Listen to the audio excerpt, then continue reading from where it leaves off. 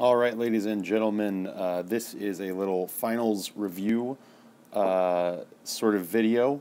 During this video, it is largely going to be concept-based. I'm not going to do many actual problems working out with numbers because I'm looking at the test right now, and about 3 out of every 10 or 11, so about 2 to 3 questions out of every unit that we have done are actual calculations based.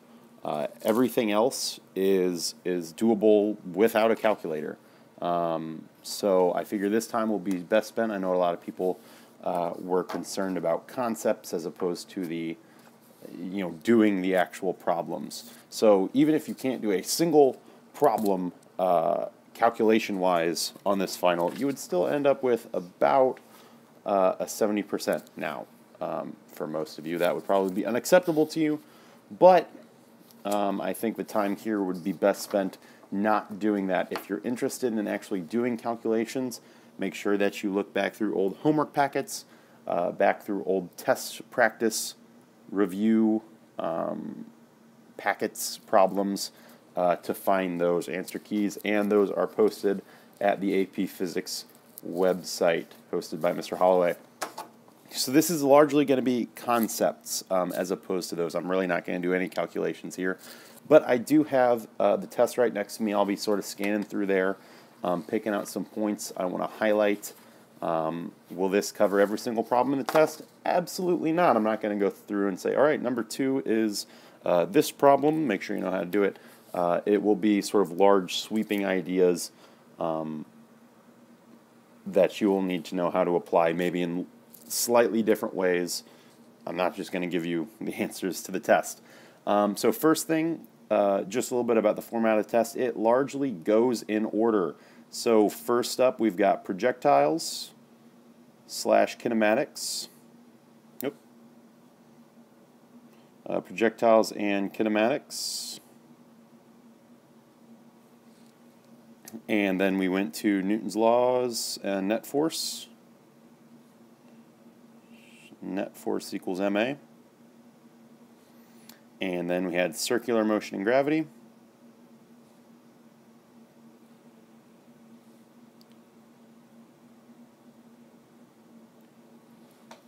Next up was energy and work.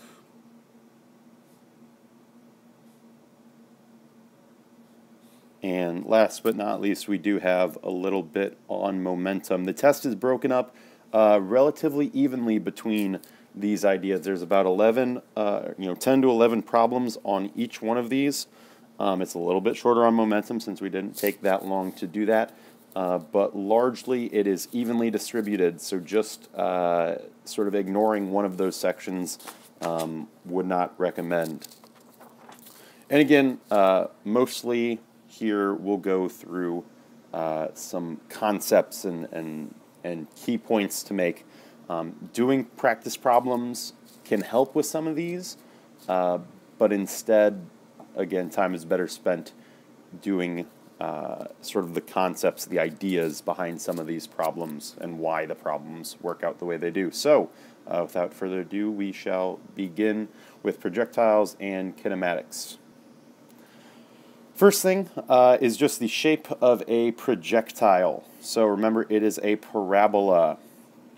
And that's a terribly drawn parabola, but it will do. Couple things about this. Number 1, your acceleration is constant. Number 1, it is always down. Even at that highest point, our acceleration is down, and it is always 10 meters per second squared downward. So that is completely and totally constant. Think about that, how that would be represented on a graph might be a good idea. We also have our velocity in the x direction as constant. With projectile motion, we do not change our x velocity at all. That does not change because our acceleration in the x direction is 0 meters per second squared. And I'll clarify this here. This is acceleration in the y, and it is 10 meters per second downward.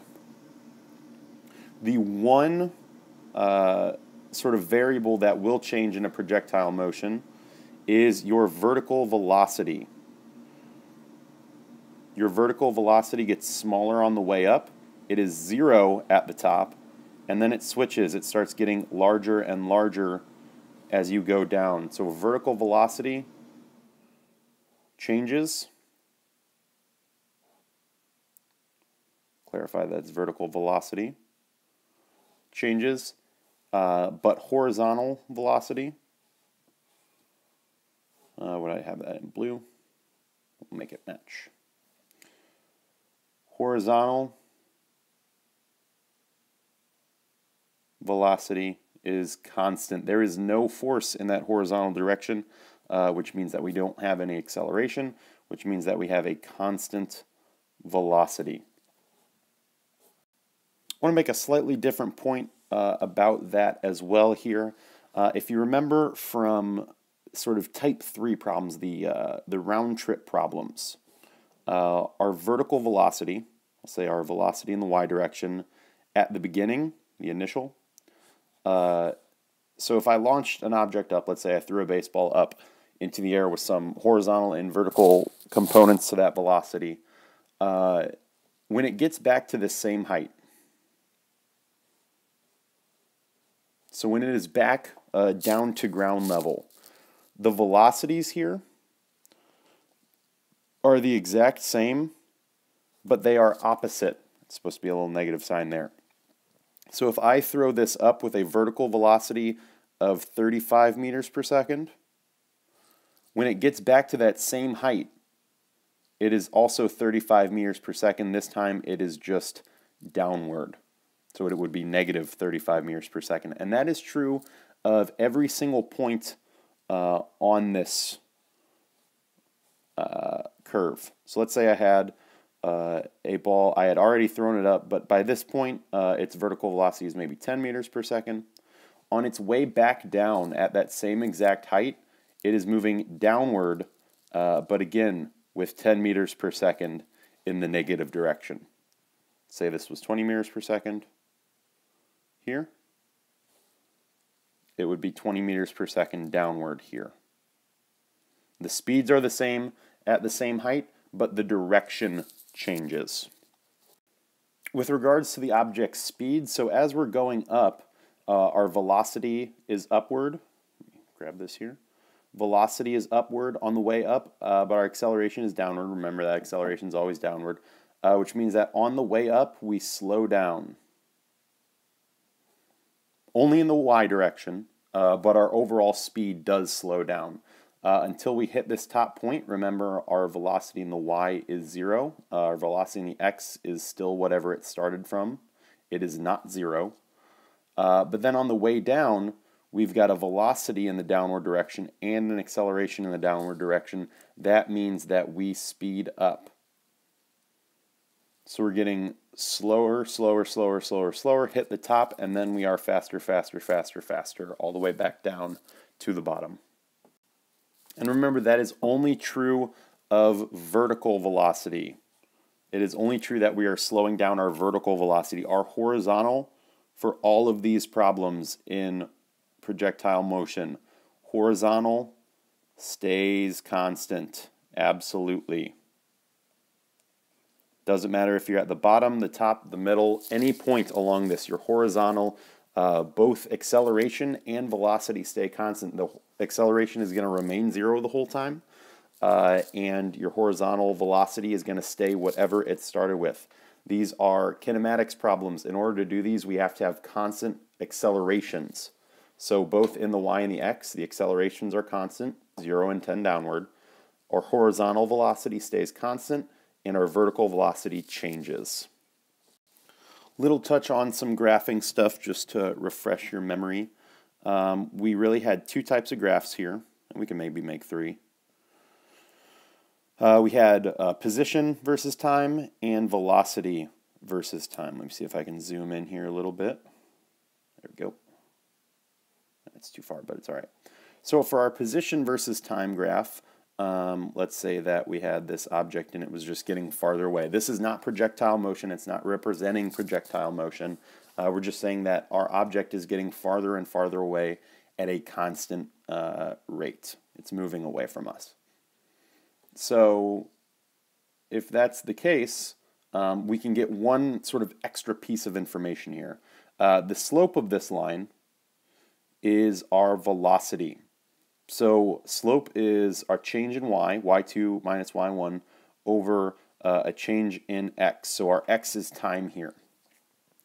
So if we take our sort of variables here, what we're graphing, we end up with a change in x, or a displacement, over a change in time. And whenever we do change in times, because we always start at 0, we just say t, not necessarily delta t. And that is the exact same thing as velocity.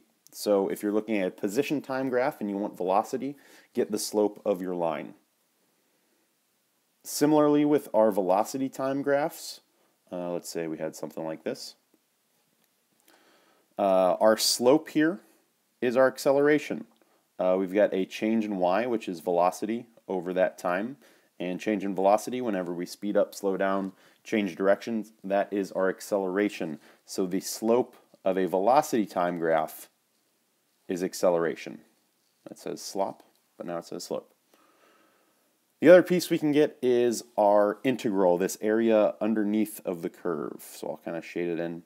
And when we say underneath of the curve, that is the integral, the area between the line of our graph and the axis for whatever time period we need. So this integral here is velocity times time, which is displacement. So if you get the area, you have to break it up into sort of individual shapes. I'll kind of draw a line down here. Maybe you have a rectangle on this side and a triangle over on that side. If you get that area, that is your displacement over that period of time. So be able to do that as well. Understand that that velocity times time is your displacement, and have just a general concept of how graphs work. I know it's sort of hard to say it that way, but that can help understanding how to graph motion of an object. If it's getting both in a position time graph, a velocity time graph, and maybe even acceleration time graph. We said that our accelerations for both of those were constant, so think about how you would graph an acceleration being constant on an acceleration versus time graph. And that really takes us through kinematics and projectile motion.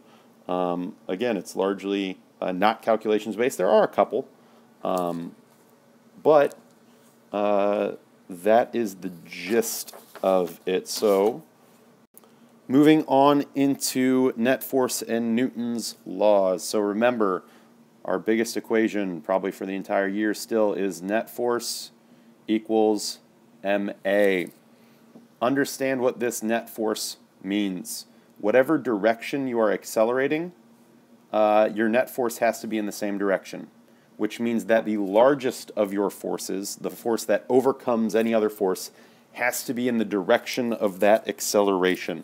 So if I'm going to accelerate to the right, so let's say we had some box, and I had this force of tension and this force of friction. If I want to accelerate to the right, my tension has to be bigger than my force of friction. That being said, if I don't want to accelerate, if I want my acceleration to be 0, which means constant velocity, whether that is moving or not, either way, if my acceleration is 0, I've got a constant velocity. That means that in this case my tension would have to equal my force of friction. And that works in the y direction too. That's why a lot of the times we set up our normal force and our weight to be equal to each other. Because we're not accelerating up and down, we've got an acceleration of 0 in that direction, which means that those two opposing forces must be equal to each other. Also, remember, just real briefly, Newton's third law. There's really nothing we can say that much about Newton's first law, that idea of inertia, besides what we just said. If there's no net force, there's no acceleration, which means that whatever our velocity is going to stay that way. It's going to stay constant, whatever it started out as. But the third law is action-reaction. Remember that any force that you apply, you get the exact same amount of force back. The exact same amount. So if I, let's say that, here's my hand. It's terribly drawn. But let's say that I push this block to the right with 50 newtons. That block also pushes back on my hand the opposite direction, but still with a 50 Newton force. That is always true. Well, why does the block move and your hand doesn't? Number one, because my body has a much greater mass probably than this box. Let's just say it was 1 kilogram for the heck of it. And number two, because I've got other forces also acting on my hand. I've got, my muscles are sort of applying a force. The rest of my body might be applying a force on my hand, whereas this box only has that 50 Newton force. But regardless, the forces are equal. This is true for any force, gravity, tension, whatever it may be, those forces are equal. A large part of this section of the test is just being able to set up net force equations and decide what things are equal to other things. Whether it is accelerating or not accelerating, moving at a constant velocity or being at rest. So remember a couple things about writing out these net force equations. So net force equals ma. If you are at rest, instead of saying you, I'll just say if at rest. So if at rest or constant velocity,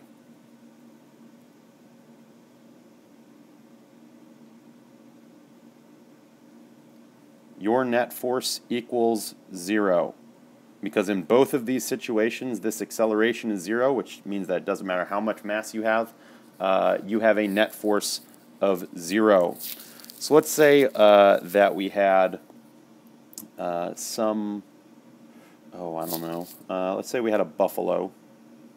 Remember, we just draw everything as a box or a dot. And let's say said buffalo had some weight to it, have some mg.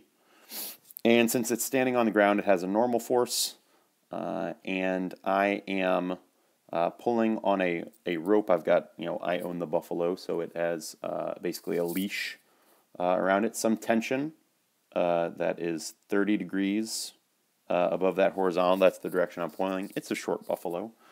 But the buffalo has dug its feet into the ground, so it has some force of friction that it is trying to apply to the ground to resist movement, because it is a persnickety buffalo. Remember, when you're setting up these net force equations, and let's say that I'm pulling it along at a constant velocity. So if that is the case, I can set up two net force equations, one in the x direction and one in the y direction. Whenever I do net force, just like with the kinematics problems, I only work in the x direction or the y direction at one time. X has absolutely no bearing on y. If, I'm accelerating to the left or to the right, that doesn't matter at all for how it moves up and down. Has absolutely no effect. And both of these have to be equal to 0. Because I said it's moving at a constant velocity. If it was accelerating to the left or to the right, I would have ma over here. If it was accelerating up or down, I would have ma over here and solve like that. But we're going to say it's moving at a constant velocity, maybe to the right. Let me zoom in here so I can write some stuff. Let's see. And we'll scroll around a little bit. So my net force in the x direction, I had two forces that we're moving a little bit, at least in the x direction. Definitely this force of friction is moving to the left. And then also this tension, it has a component that is to the right and it has a component that is up. Remember, when you are drawing out your free body diagrams, do not draw those components. Just draw the total tension vector at that angle. But if you're doing a problem, sort of a diagram for yourself, you can draw those out. So in the x direction, I've got this part of tension. So in order to get that component, I got to take the cosine of the angle times the hypotenuse. So that would be t cosine 30. And this over here would be t sine 30. I'm using trig functions to get there. Sine is opposite over hypotenuse.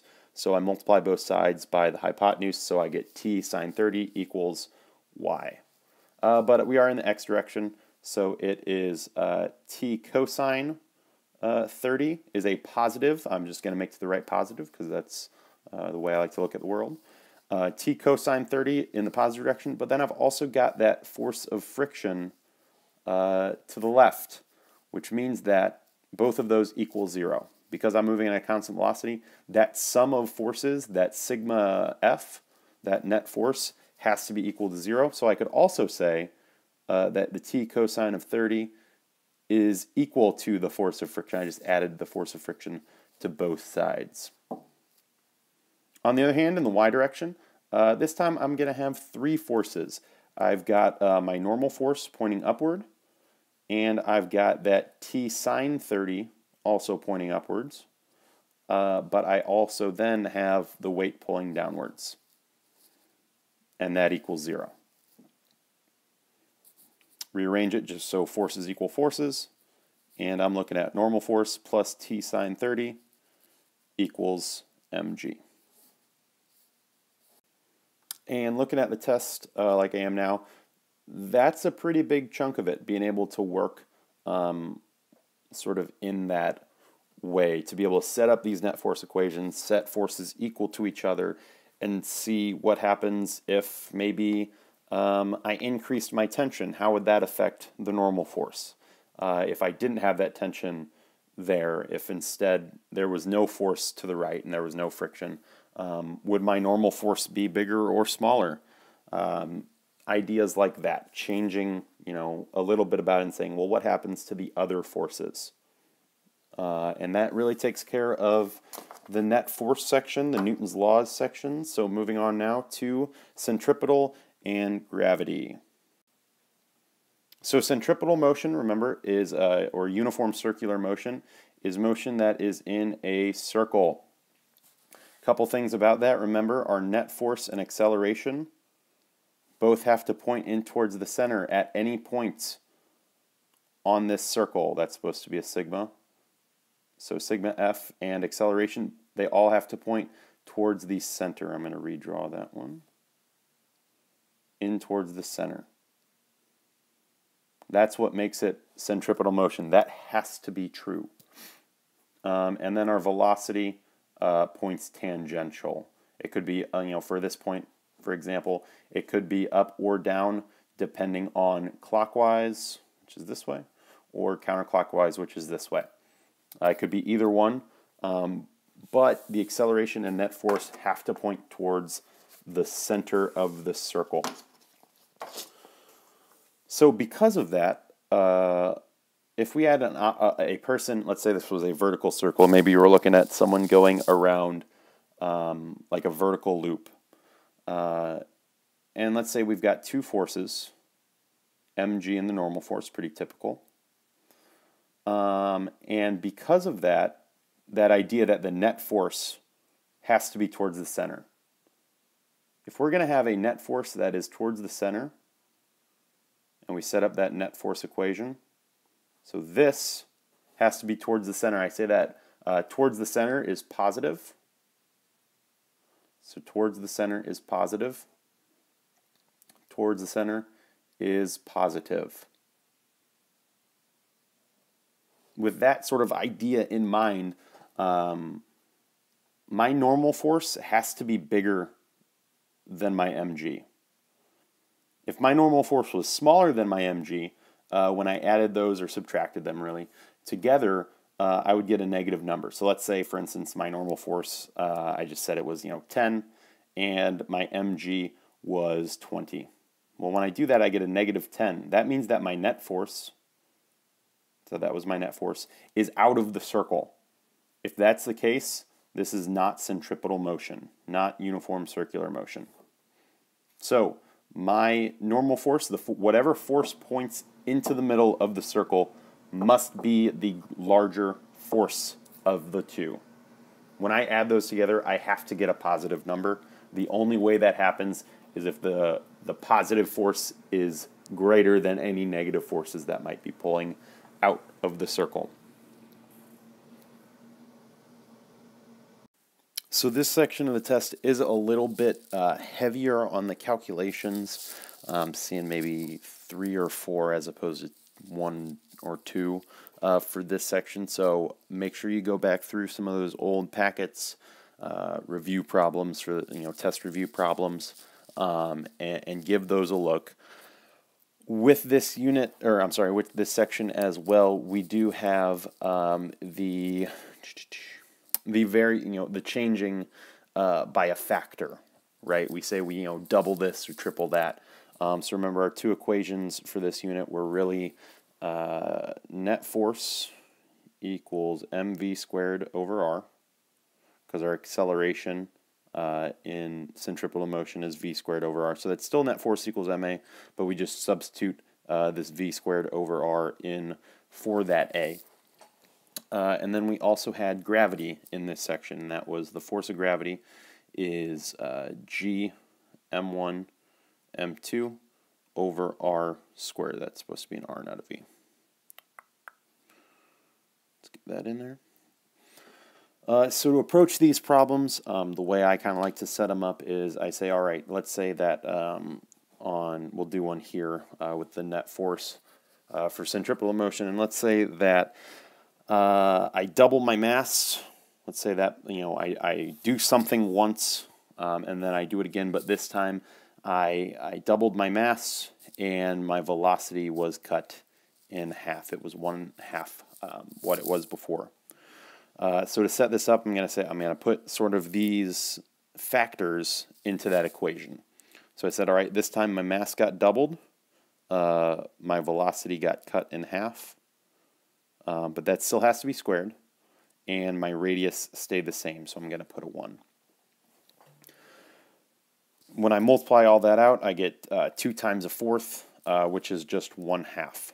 What that means is that my net force is now 1/2 what it was the first time. It's not 1/2 of a meter per second. If the problem said that to start it was a net force of 50 newtons, now after the second time it is 25 newtons. So that it is cut in half. It might ask just, it's twice as big, it's half as big, it's quarter as big. Or it might say it was initially this, what is it now?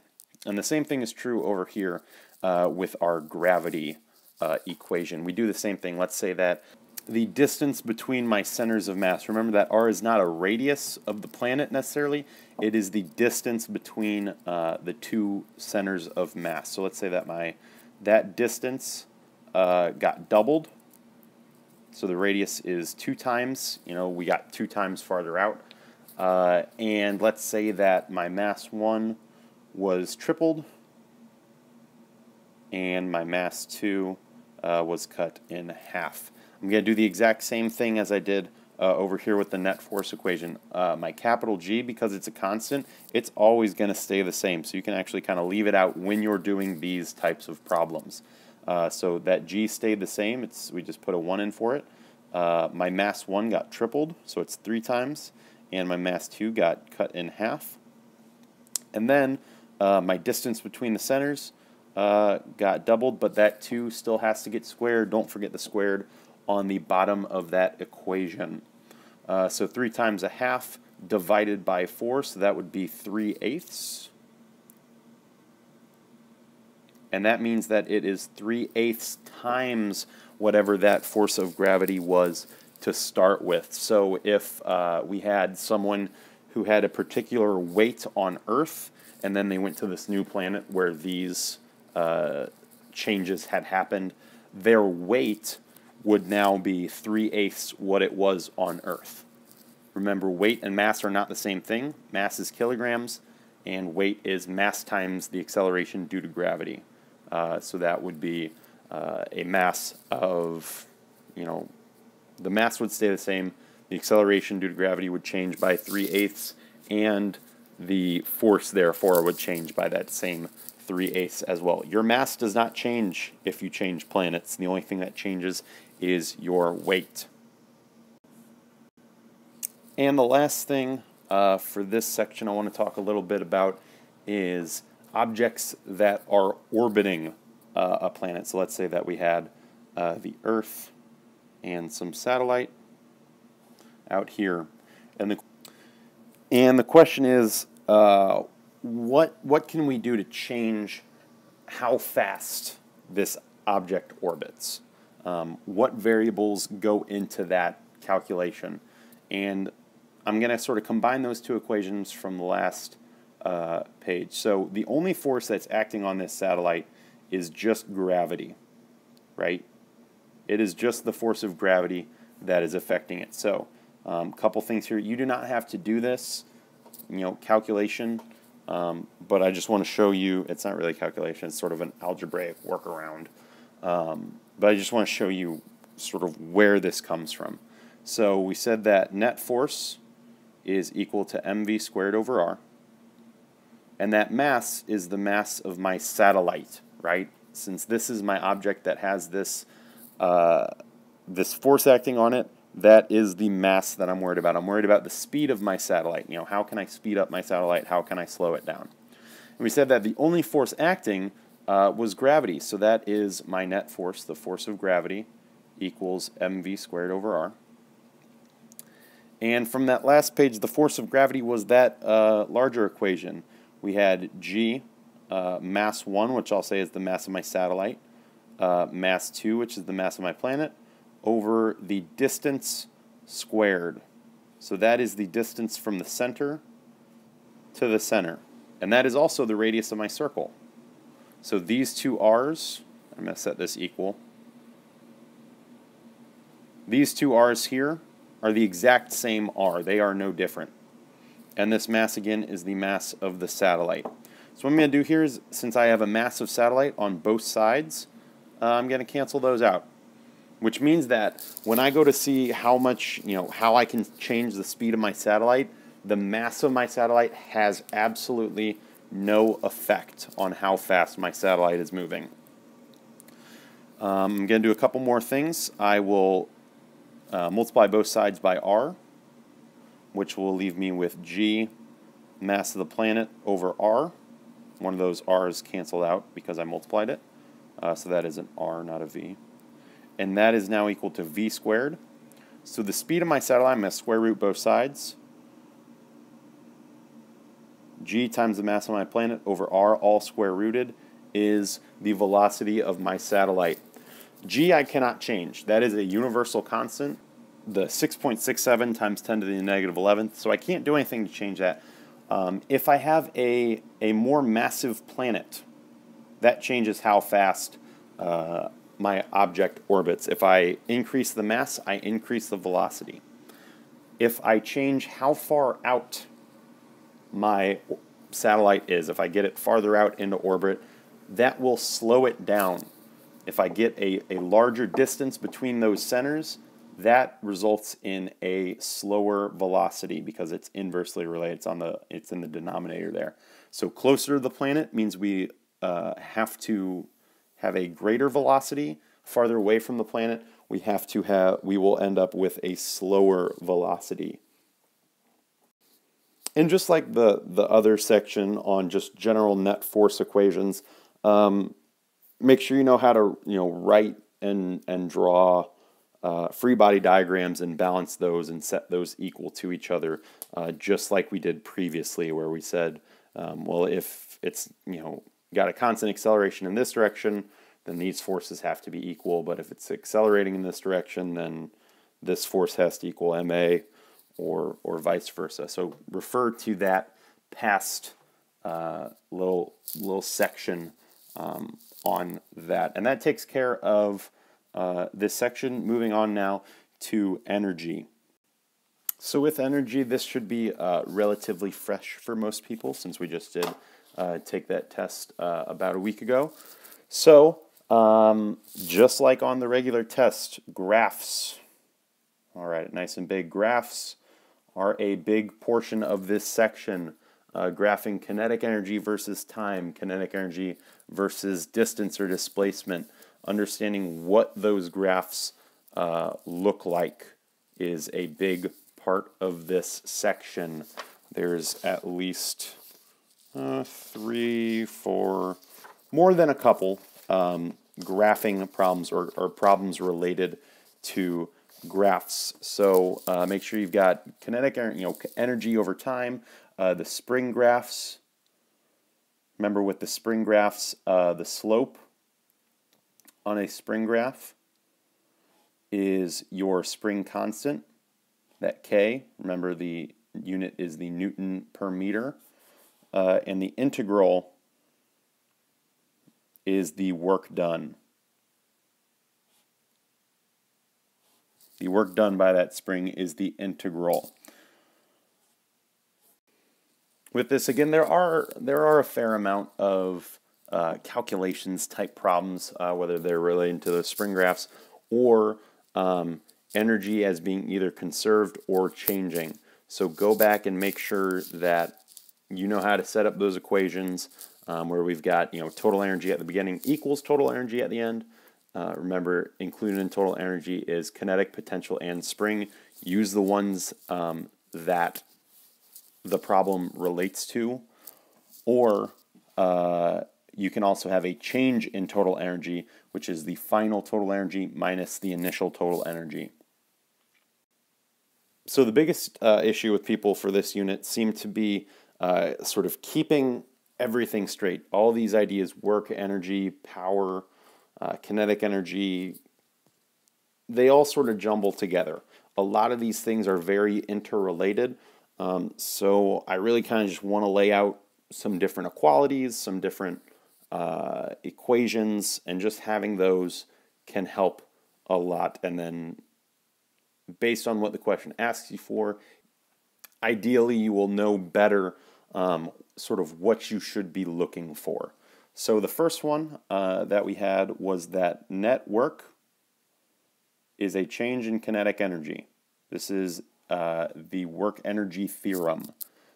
So if a problem asks you for net work, we also had the net work equals net force times delta x cosine theta, or just work equals force delta x cosine theta.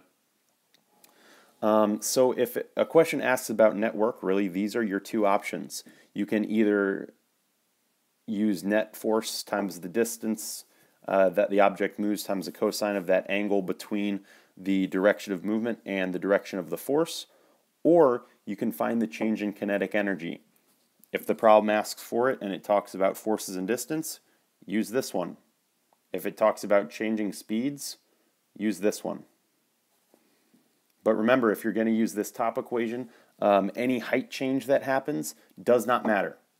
For a network, it is only the change in kinetic energy. It has nothing to do with potential energy.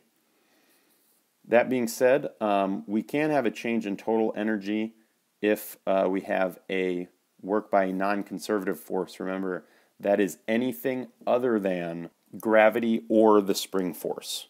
So if there's any friction, if there's any engine acting, you end up with a change in energy. So the question could ask you, what is the change in energy? Or it could say, what is the work done by the force of friction or done by the engine? If it gives you an actual value for that force, use this equation. If it does not, find your change in energy. Remember that total energy is kinetic plus potential due to gravity plus potential due to a spring. If there's no spring, don't use this. Don't use the spring potential energy. It's not going to change at all. There isn't one. If it doesn't mention a change in height, don't use gravitational potential energy. It won't matter. And if it doesn't mention a change in speed, leave out kinetic energy, because you're going to have either the exact same thing on two sides of an equal sign or something minus itself. If that velocity is constant, you can just leave out kinetic energy. If the height is constant, you can leave out gravitational potential energy. If there's no spring potential energy. So kinetic energy, remember, is 1/2 mv squared. Potential, oh, there we go. Potential energy due to gravity is mgh. Should be an equal sign. And your spring potential is 1/2 kx squared. So if you get your masses of your object are largely not going to change. So if a problem asks about, did kinetic energy decrease, increase, or remain the same, look at your velocity. If velocity goes up, your kinetic energy went up. If your velocity goes down, your kinetic energy goes down. If your velocity stays the same, your kinetic energy stays the same. The same is true with height over here. Height up, potential energy up. Height down, potential energy due to gravity is down. And if your height stays the same, then your potential energy due to gravity stays the same. For a spring, the thing you're changing, you're not switching out springs. This spring constant is locked in for a particular spring, whichever spring you're working with. So this time, if your displacement increases, then your potential due to spring increases. And remember, this displacement is from the equilibrium. Equilibrium. Running out of space. So that is from the equilibrium. So if you compress a spring, if you squeeze it, or if you stretch it away from the position that it normally would sit at, that is an increase in displacement. It's not about getting, well, if I stretch it out, it increases, but if I compress it, it decreases. That is incorrect. If you move it away from its equilibrium position, the place that it normally likes to be, that is an increase in your displacement. So then if you're going to decrease your displacement, that is when you move it back closer to its equilibrium position. If that's the case, you lose spring potential. And lastly, if you do not displace your spring at all, if it is staying at whatever position that it is, then your spring potential remains the same.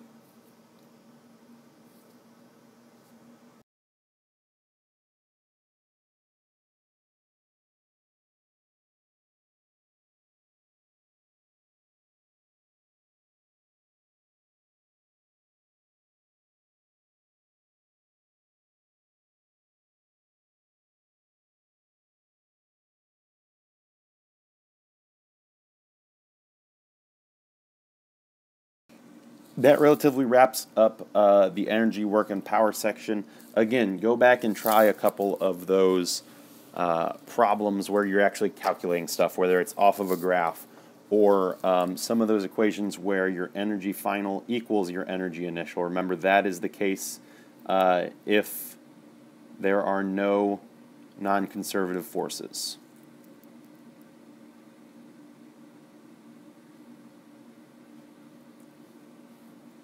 Or if you've got a change in energy, which would be energy final minus energy initial. That comes about if there are non-conservative forces.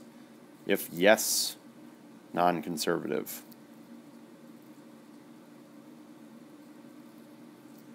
And getting work based on that F delta x cosine theta sort of separately from that. Remember that that theta is between force and the direction of movement.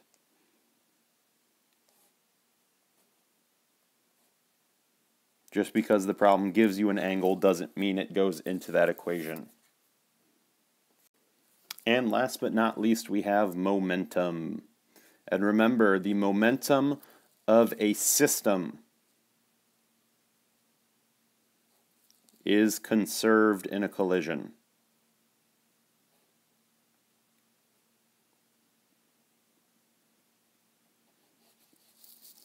I will underline that, highlight it, star it.